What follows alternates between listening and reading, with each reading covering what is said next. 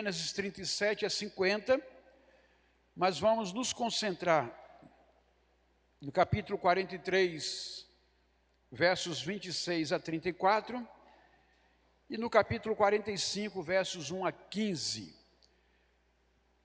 Gênesis 43, versos 26 a 34, os irmãos podem acompanhar conforme a exposição aí na nosso multimídia. Texto bíblico da NAA, Nova Almeida, diz assim: quando José chegou à sua casa, trouxeram-lhe para dentro o presente que tinham em mãos e se inclinaram até o chão diante dele. Ele lhes perguntou como tinha passado e disse: o pai de vocês, aquele velho de quem me falaram, vai bem? Ainda vive?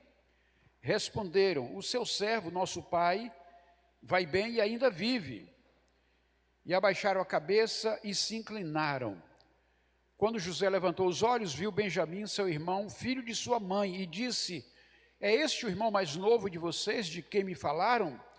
E acrescentou: Deus lhes conceda a sua graça, meu filho. Deus lhe conceda a sua graça, meu filho.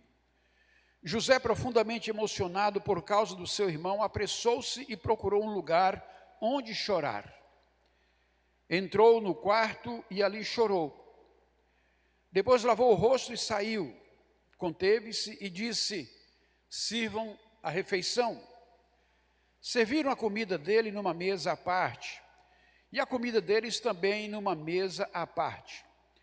Também os egípcios que comiam com ele foram servidos numa mesa à parte, porque os egípcios não podiam comer com os hebreus, pois isso é abominação para os egípcios.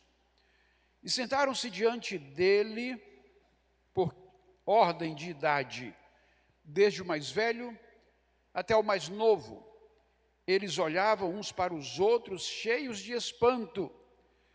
Então José lhes apresentou as porções que estavam diante dele, e a porção de Benjamim era 5 vezes maior do que a dos outros. E beberam com ele até ficarem alegres. Agora Gênesis 45, de 1 a 15.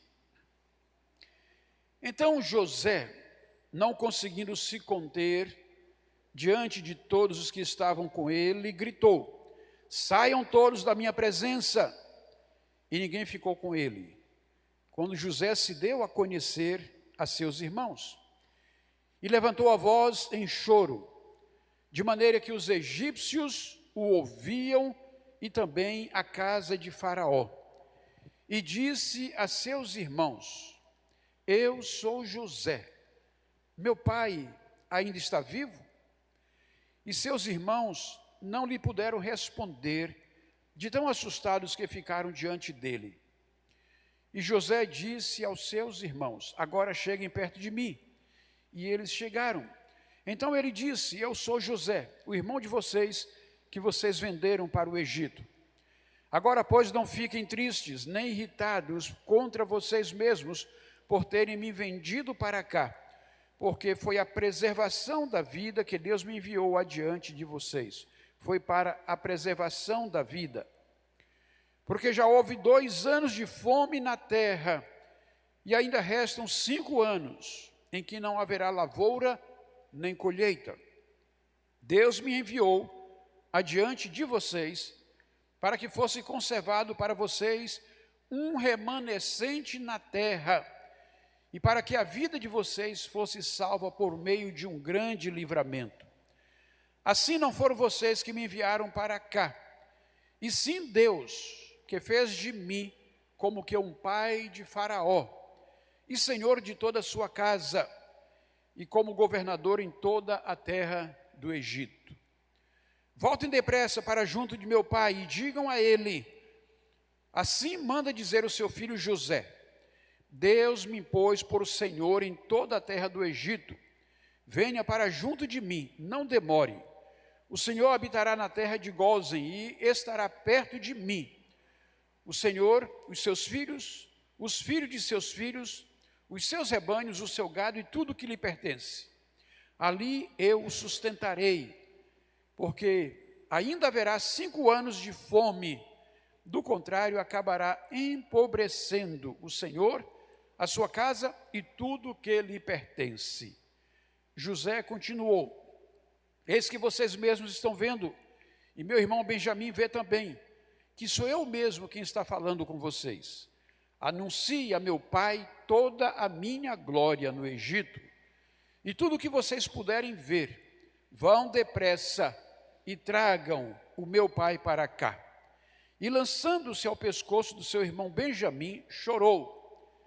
E abraçado com ele, Benjamim também chorou.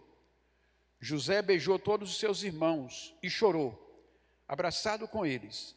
Depois, os seus irmãos falaram com ele. Os 7 choros de José. Este é o tema para a nossa mensagem, nossa palavra desta noite. Se fôssemos pensar num subtema, seria a restauração da alma por meio das lágrimas. Vamos orar? Pai, que na noite deste dia, o Teu Espírito fale ao coração do Teu povo.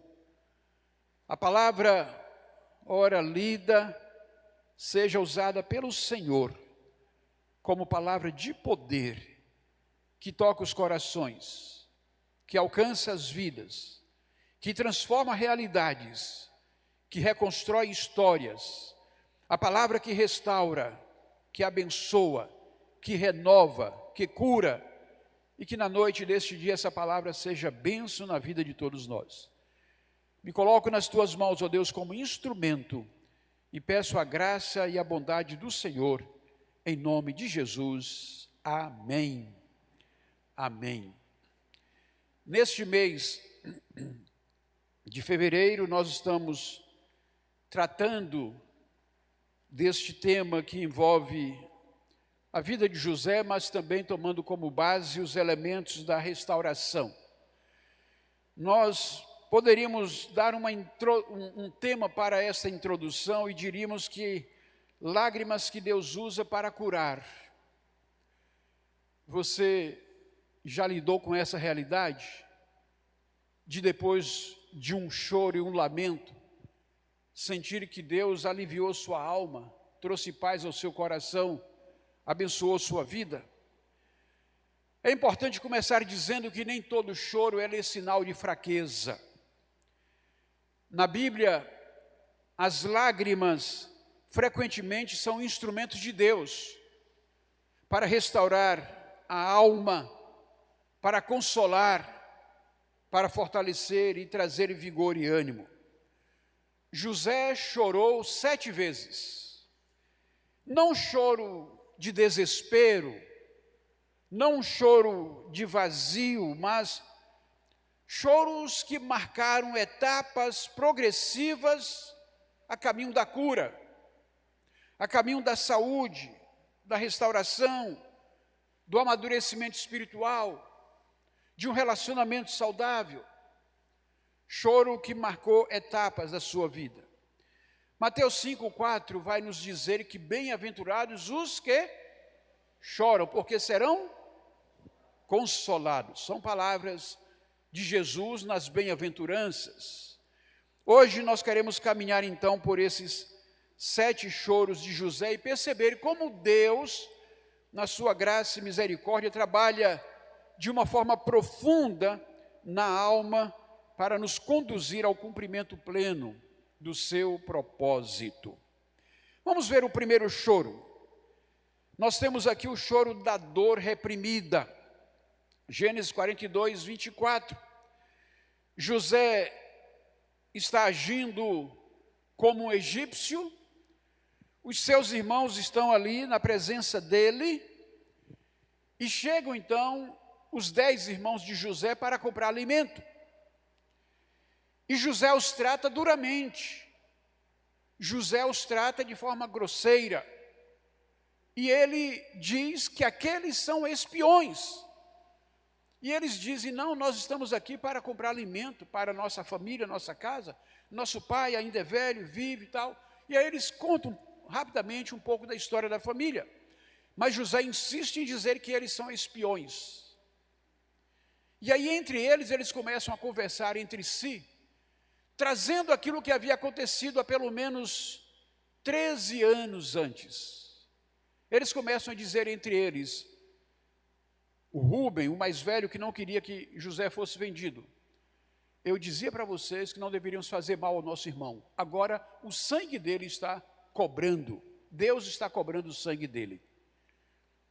José estava falando por intérprete com eles, mas entendeu isso que eles falaram. E quando José ouve essa primeira fala desses irmãos, ele se ressente do que havia acontecido, e aí ele se retira da presença deles e tem o seu primeiro choro. Esse é um choro que traz uma dor que está reprimida. Esse é o choro de um ressentimento de alguém que foi marcado lá atrás, alguém que sofreu uma dor e alguém que não esqueceu. E quando ouve falar aquilo que aconteceu no sentimento de culpa dos próprios irmãos, José traz isso à memória. A Bíblia de Estudo Discipulado vai trazer esse choro como sendo um choro de profunda dor egocêntrica, um choro que é expressado segundo a tristeza do mundo. Após esse choro, José, que havia lançado seus irmãos, todos eles na prisão, onde eles ficaram por 3 dias, depois desse choro, José liberta aqueles irmãos e diz que eles deveriam levar comida para a sua família, mas ele algema um dos seus irmãos para ficar retido ali, na presença dos demais, e ele então deixa Simeão preso. E Simeão agora então vai ficar como um refém, porque o que José faz com aqueles irmãos é: vocês vão voltar para alimentar sua família, mas vocês não vão ver minha cara novamente se não trouxer o irmão mais novo. O irmão mais novo era o irmão da mesma mãe, era o irmão sanguíneo de José, era Benjamim, que ele não conhecia. E ele então coloca aquela condição, e retém Simeão preso, algemado, na presença dos irmãos, e manda os demais de volta com esse compromisso. Então o que nós temos aqui é alguém que está agindo conforme a sua dor, conforme a sua tristeza. E aí nós podemos aprender, meus irmãos, a lição espiritual de que anos se passaram, José governava o Egito, ele agora era um homem bem-sucedido, o pior da sua vida já havia passado, os anos de injustiça, os anos de humilhação, de prisão, já haviam se passado, e ele agora era um homem bem-sucedido, mas a ferida de José não tinha sido tratada. Ele continuava ferido, ele continuava com dor daquilo que havia acontecido. E aí é importante dizer o seguinte: o tempo não cura feridas. O tempo não cura feridas quando elas não são enfrentadas, trabalhadas e devidamente colocadas diante do Senhor. Quem cura é Deus quando a dor é exposta. Quando a dor se apresenta e Deus então trabalha a partir da realidade da dor na cura da pessoa.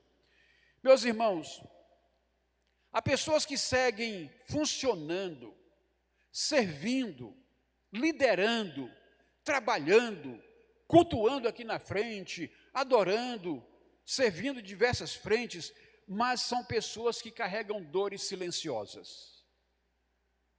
São pessoas que carregam seus ressentimentos, suas amarguras. É alguém que foi abusado no contexto da família, é alguém que sofreu uma injustiça, é alguém que, por uma sensibilidade exacerbada, um irmão passou por ele e não falou.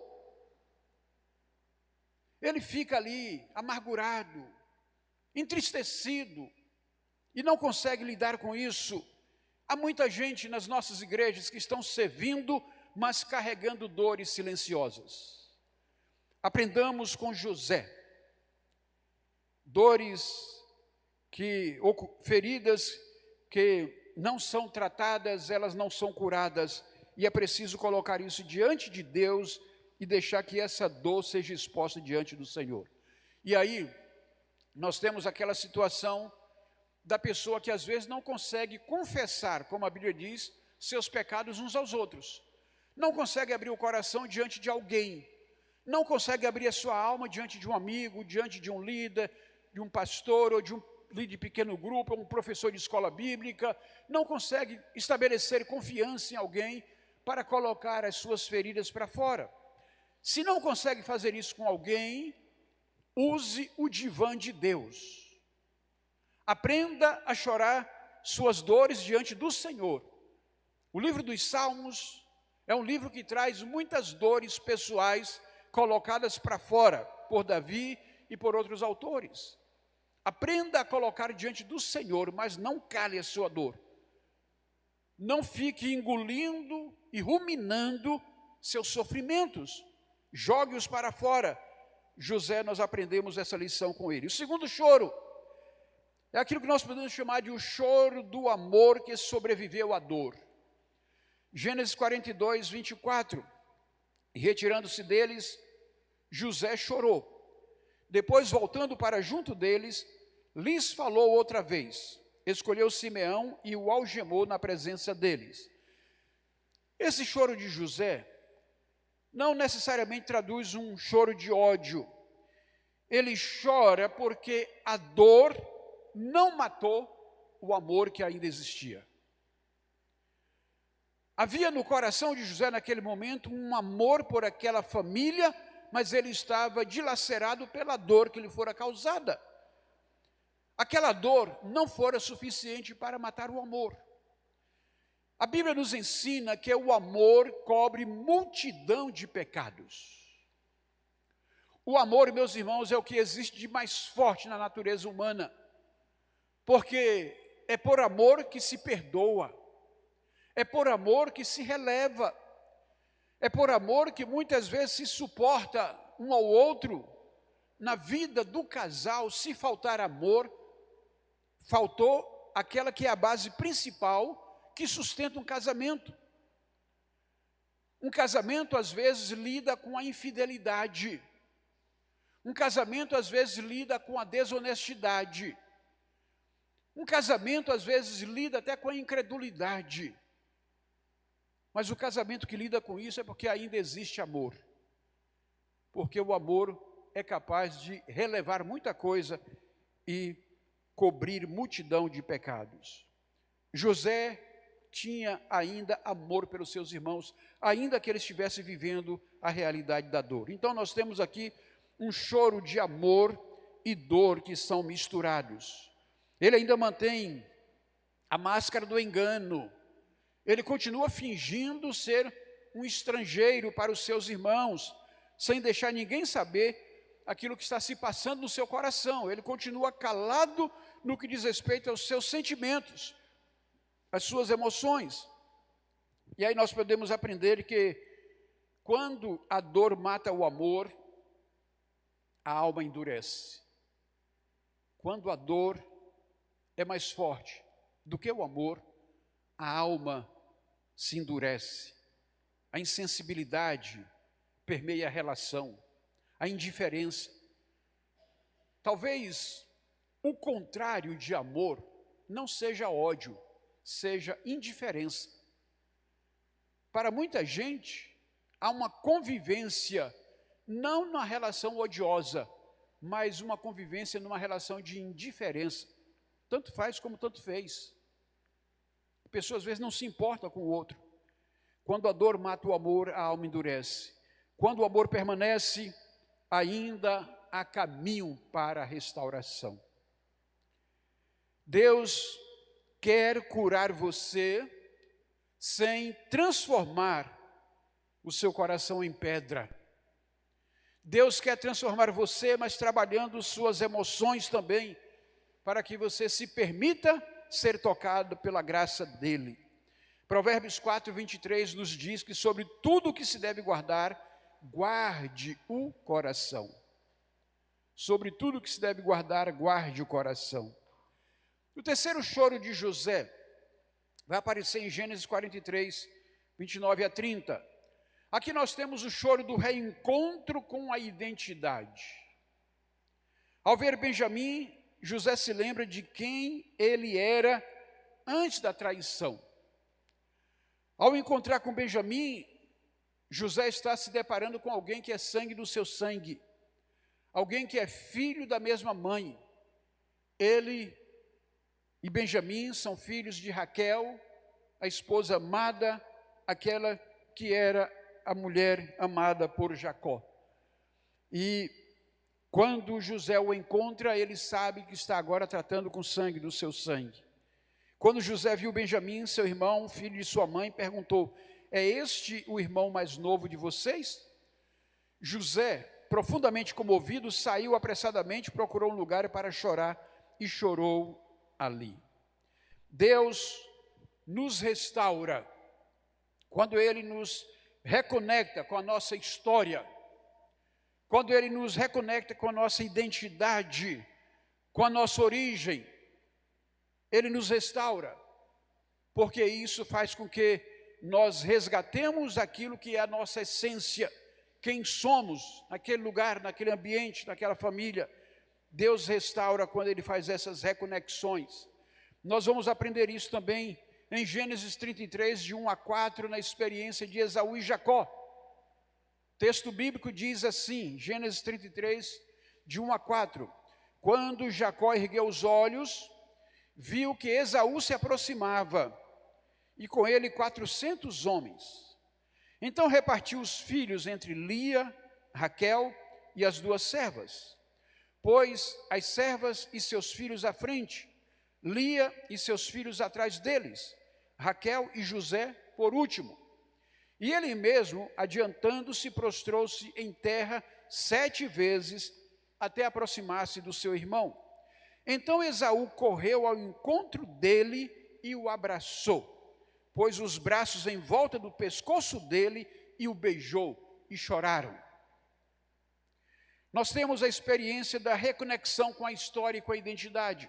O encontro entre Esaú e Jacó acontece depois de 20 anos, em que a traição de Jacó deixara Esaú numa dor tão profunda, que ele disse consigo mesmo: quando meu pai morrer, eu vou matar o meu irmão. E a mãe, ao tomar conhecimento disso, providencia para que Jacó vá para a casa do seu irmão, Labão, uma distância grande, e ali ele fica 20 anos. Ali ele trabalha pelas suas esposas, ele trabalha para pagar o pacto para com seu patrão, e quando ele volta, 20 anos depois, ele volta com família grande, volta com um rebanho grande, um rebanho numeroso. E aí você observa como Jacó vai fazendo reconciliação por etapas até chegar à presença de Esaú. Primeiro ele havia mandado na frente rebanhos como presente.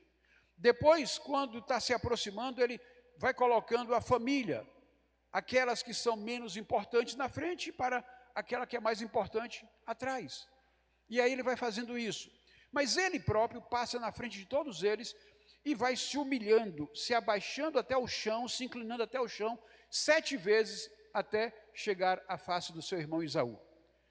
Quando os dois se encontram, o coração de Esaú já foi quebrantado, porque Esaú saiu com 400 cavaleiros montados, não foi para dar boas-vindas a Jacó.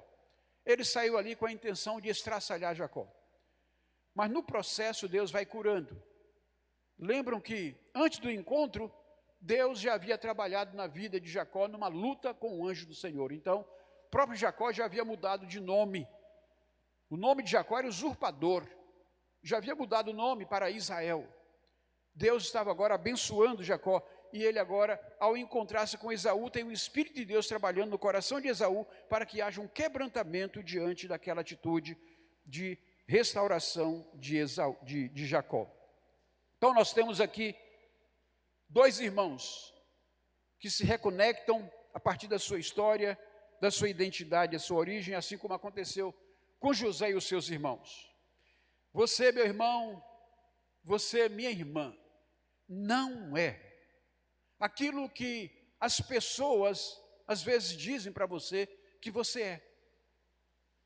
Às vezes você lida com um ambiente em que as pessoas lhe desprezam. As pessoas não lhe tratam bem. As pessoas não valorizam o seu talento, suas habilidades, seu conhecimento. Você muitas vezes tem que lidar com isso. E você então fica se medindo por aquilo que alguém que está lhe julgando está lhe medindo. Mas o que acontece é que você precisa entender que você não é isso. Você é aquilo que Deus diz que você é. E quem você é? Olhando para as Escrituras, você é um filho de Deus que nasceu de novo. Você é uma nova criatura em Cristo Jesus. Você agora não é apenas uma criatura, mas você é um filho de Deus, que chama pelo seu nome. Você tem uma nova natureza espiritual. É alguém que está em Cristo, nova criatura é. Você é quem Deus diz que você é. E não aquilo que o diabo coloca na sua mente, não aquilo que as pessoas estão dizendo para você, que não vale nada, que não vai dar para nada, que não presta. Não, é preciso você assimilar quem você é à luz da palavra do Senhor. A Bíblia nos diz que se alguém está em Cristo, é uma nova criação. O quarto choro de José é o choro da verdade que liberta. O choro da verdade que liberta. Gênesis 45, 1 e 2. Chega aquele momento em que José não consegue mais esconder quem ele é. Então José não pôde mais conter-se diante de todos os que estavam com ele. Levantou a voz em choro de maneira que os egípcios o ouviram. Aquele choro que liberta a dor. Neste caso, um choro tão alto que a notícia chegou ao faraó, extrapolou o ambiente em que José estava com seus irmãos. Então, pela primeira vez, ele pode olhar para o passado livre do rancor. Pela primeira vez, José vai encontrar sentido no seu sofrimento e na sua dor. Ele é liberado para ver Deus em sua história dolorida. Ele descobre que Deus estava em meio aos eventos doloridos, acompanhando e cumprindo os seus planos na sua vida. Seu passado agora é transformado, não mais uma fonte de dor, e sim de gratidão e de uma nova percepção da graça e dos propósitos de Deus.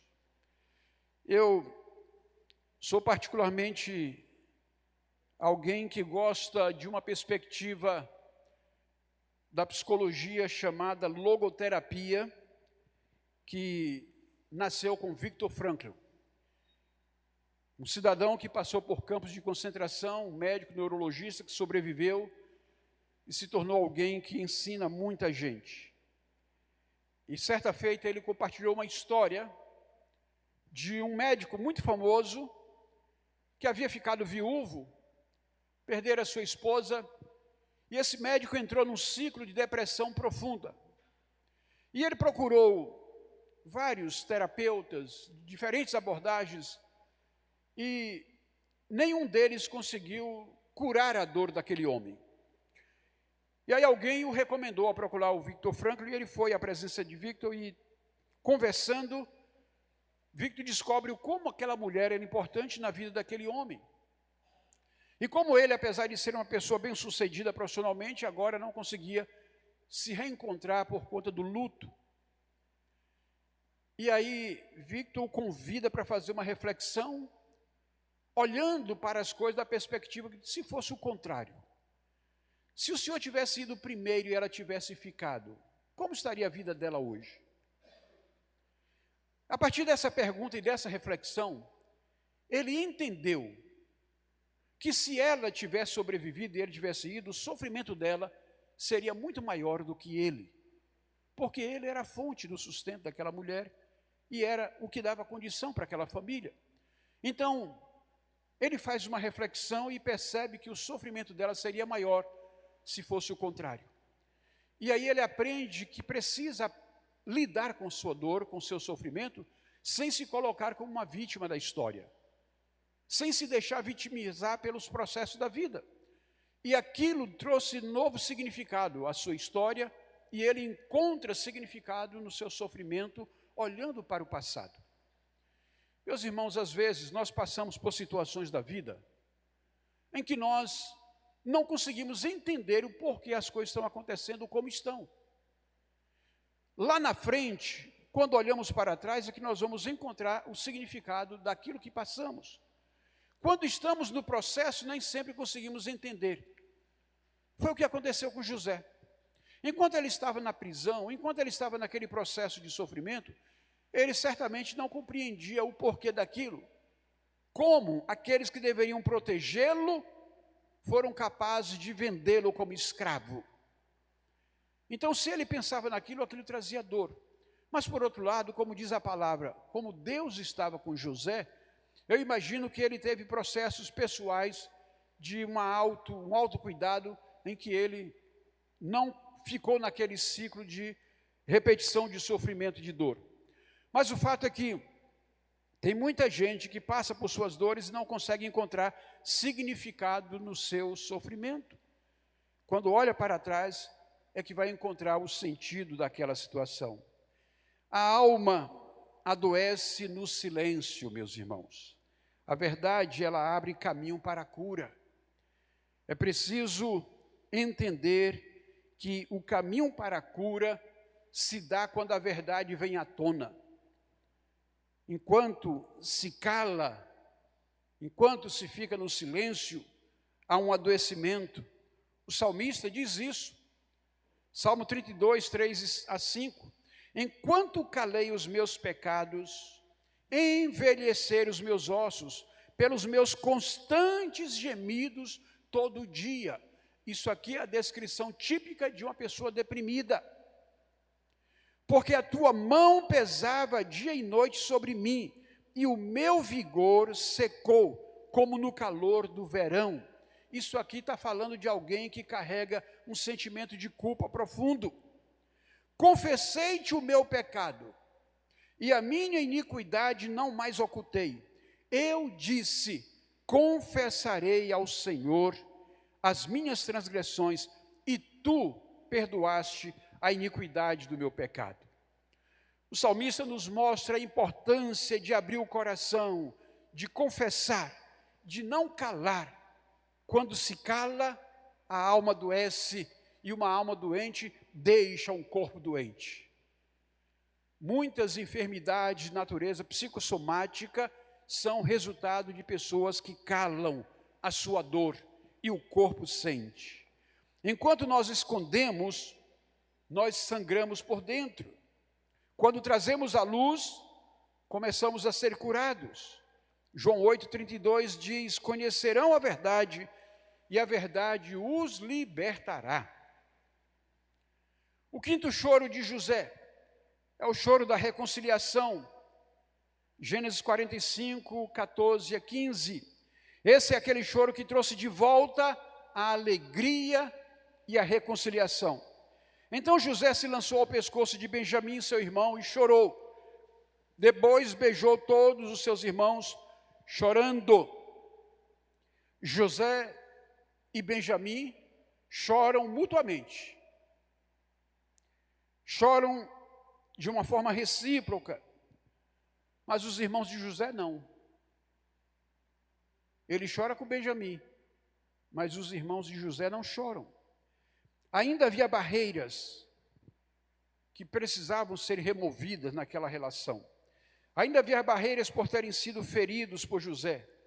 Barreiras e feridas que José não percebera. Se lá no começo da história José fora o ferido, ele revidou. Ele feriu também. Ele machucou também seus irmãos. Perdoar, meus irmãos, não apaga o passado, mas liberta o futuro. Perdoar nos liberta de continuar escravos de uma situação do passado. Então isso nos liberta para uma nova história, para um novo capítulo, para um novo momento da vida. O perdão liberta aquele que perdoa. Perdão não é absolver o erro, é recusar-se a viver prisioneiro dele. Diz a Bíblia, suportem-se uns aos outros e perdoem-se mutuamente. Colossenses 3, verso 13. O sexto choro é o choro da restauração dos vínculos. Gênesis 46, 29. José reencontra seu pai. José se apresentou a Israel, lançou-se ao seu pescoço e chorou longamente. Esse texto está no capítulo 46. Esse é o choro de alguém saudoso, alguém que reconhece as perdas havidas ao longo da história. Trata-se daquele momento em que José se depara com uma realidade de um pai envelhecido e uma vida que não mais tem como se recuperar o tempo perdido. Mas é um choro que reconecta com alguém de profundo amor. Deus não restaura apenas pessoas, mas Deus restaura também as relações. Quando você perdoa, você consegue olhar para o outro sem sentir ódio. Quando você perdoa, o outro não precisa entrar mais nos seus sonhos como alguém que é um pesadelo para você. Algumas curas acontecem em abraços tardios, reconciliações improváveis, encontros preparados por Deus. Ele restaura a minha alma, diz o salmista no Salmo 23, verso 3. O Senhor é meu pastor, nada me faltará. É aquele que me faz deitar em verdes pastos, é aquele que me guia às águas tranquilas. Restaura minha alma. O sétimo choro, meus irmãos, é o choro da libertação final do medo. Gênesis 50, 17. Mesmo perdoados, os irmãos ainda têm medo. Pai de José falece, Jacó. Eles vão sepultá-lo lá em Berseba, lá na área de Macpela. Faz uma grande carruagem, choram vários dias ali no local do sepultamento. E aí eles voltam. E quando eles voltam, os irmãos de José mandam um recado para ele, dizendo: teu pai, antes de morrer, disse: perdoa os teus irmãos. Aquela era uma mensagem dos irmãos que achavam que José agora se vingaria deles depois da morte do seu pai. E quando José ouve isso, diz o texto, José chorou quando lhe falaram. Gênesis 50, 17b. José então declara: vocês na verdade intentaram mal contra mim, porém Deus o tornou em bem. Trata-se, meus irmãos, daquele momento em que José se dá conta de que os seus irmãos ainda têm medo dele. É a hora da verdade, quando ele entende que seus irmãos ainda não estão curados da dor. Há um sentimento de culpa, há uma autoacusação dos irmãos para com aquilo que eles fizeram, mas a plena restauração vai se dar quando José pode falar ao coração dos seus irmãos: vocês quiseram mal contra mim, mas Deus transformou em bem. É aquilo que o Novo Testamento vai nos ensinar. Todas as coisas contribuem para o bem daqueles que amam a Deus. Aqueles que amam a Deus, mesmo uma situação adversa, mesmo uma circunstância ruim, mesmo alguém querendo lhe prejudicar, Deus pode transformar isso em bem na sua vida, porque Deus é Deus da graça e da misericórdia para com aqueles que o amam. A restauração plena, meus irmãos, acontece quando a culpa perde a sua voz e o medo perde o seu poder. A restauração plena acontece aí. Quando Deus cura, Ele não deixa restos de condenação. Romanos 8:1 diz: agora já não existe nenhuma condenação para aqueles que estão em quem? Em Cristo Jesus. Concluindo, nós podemos dizer que Deus ainda usa lágrimas para curar. José chorou pela dor, José chorou pelo amor, José chorou pela identidade, pela verdade, pela reconciliação, pela restauração, pela libertação final. Nenhuma das lágrimas de José foi desperdiçada. O salmista diz que os que com lágrimas semeiam, com alegria colherão. É um salmo, o Salmo 126, que nós sempre usamos na perspectiva de fazer a missão. Aquele que sai andando e chorando, voltará sem dúvida com alegria, trazendo consigo os seus molhos. Aqueles que com lágrimas semeiam, colherão com alegria. E aí vale dizer, meu irmão, no cumprimento da missão de ser um discípulo de Jesus, ainda que o trabalho lhe pareça difícil, não deixe de fazê-lo, porque Deus abençoa e Deus cuida daqueles que estão semeando a boa palavra. Nós podemos encerrar dizendo o seguinte: talvez hoje Deus não queira que você seja forte.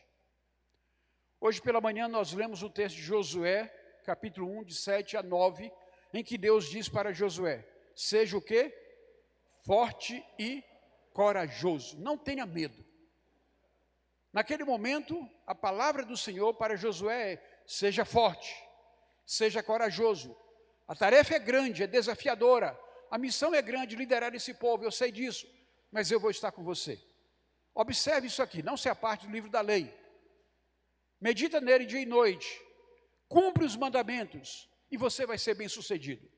Você vai ter sucesso, vai alcançar êxito, mas seja forte, seja corajoso, porque muitas vezes o que nos faz não realizar não é a nossa incapacidade, é o nosso medo. O nosso medo muitas vezes nos amedronta, nos amarra e nos impede de avançar, nos impede de ousar, nos impede de acreditar. Então, aqui nesse momento, talvez o que Deus queira de nós é que não sejamos fortes. Talvez tudo que Deus queira de nós nesse momento é que nós sejamos honestos. Tudo que Deus queira de nós seja honestidade. Onde há lágrimas entregues a Deus, há restauração da alma em andamento. Permita que as suas dores, que os seus sofrimentos sejam curados diante do Senhor. Tenha a coragem de chorar como José teve, mesmo sendo um líder importante naquela nação, mesmo sendo a pessoa que era de poder, de autoridade, mas ele chora refletindo seus sentimentos, suas dores, chora se reconciliando, chora restabelecendo o amor, reconciliando com as pessoas, chora para experimentar cura emocional e cura relacional. Talvez alguns de nós precisemos chorar com pessoas amadas, queridas, que há muito tempo você não fala, gente que lhe machucou, gente que deixou no caminho dores e que você hoje olha para trás e diz: ah, se eu tivesse a maturidade que eu tenho hoje, aquilo não teria acontecido. Enquanto estamos vivos, há sempre esperança de recuperar relacionamentos que foram quebrados, que foram interrompidos por situações que acalentaram em nossos corações a dor, a amargura, o ressentimento. A raiz de amargura, diz a palavra, é altamente destrutivo. Portanto, que não haja no coração de discípulos do Senhor que me ouve nesta noite nenhuma raiz de amargura, mas que se liberte e que se libere da dor e sofrimento que porventura exista por alguma razão devido a alguma situação de vida. Amém? Vamos orar. Incline a sua cabeça neste momento. Fale com Deus. Apresente ao Senhor a sua queixa, sua oração, seu sentimento.